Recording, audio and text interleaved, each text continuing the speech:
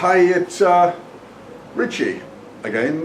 Greetings to one and all. Today's a rather special day. It's June the 21st, year 2011. And it's a special day because today is solstice. And solstice actually marks a rather important tipping point in the planet Earth and its environment.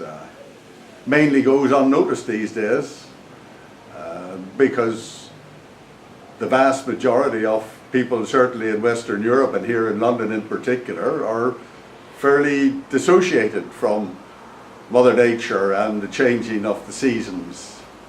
We do notice, of course, in the shops and the supermarkets the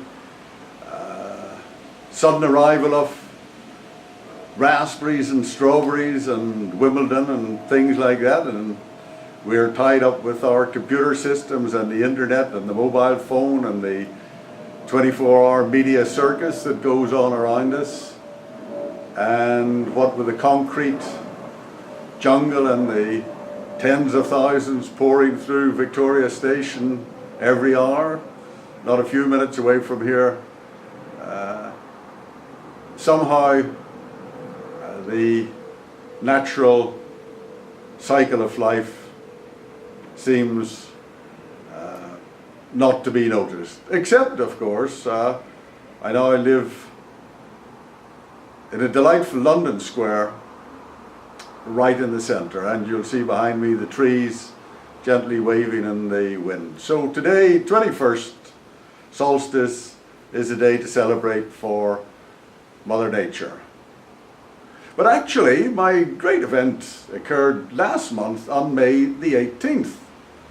And whilst one could say today being the solstice, the planetary system changed, actually, on May the 18th, my life changed, because that's when I came to have such a wonderful meeting with my delightful, intelligent and elegant daughter, who I had not seen for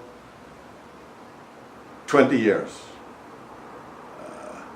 You will probably have recalled in some of my previous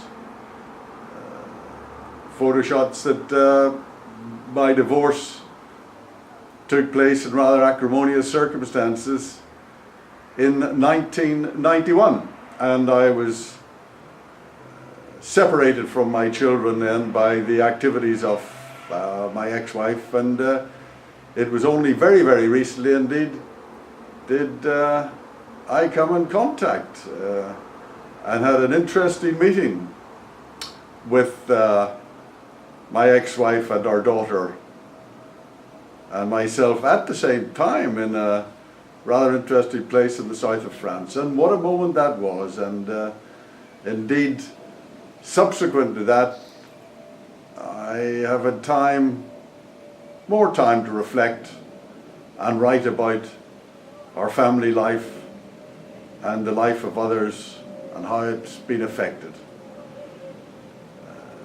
I look forward with great hope and great expectation that both for my son, whose birthday it happened to be in May as well actually, and though I wasn't able to find out his current address, I did try and ensure that he got some presents from me of a practical nature.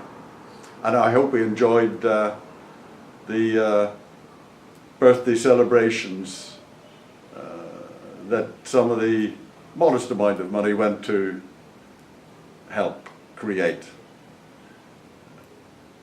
In any event, I now look forward to the future and determine what's the best course of action for my family, of course, and how best to approach that, as well as how best to approach my own life and indeed that of my company.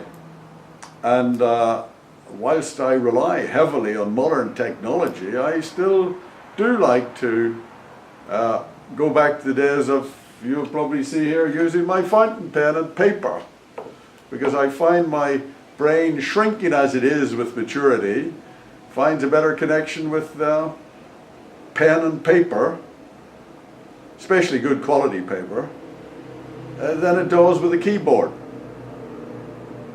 And I'm looking forward to the next 5, 10, 15, 20 years. How long one knows, one does not tell.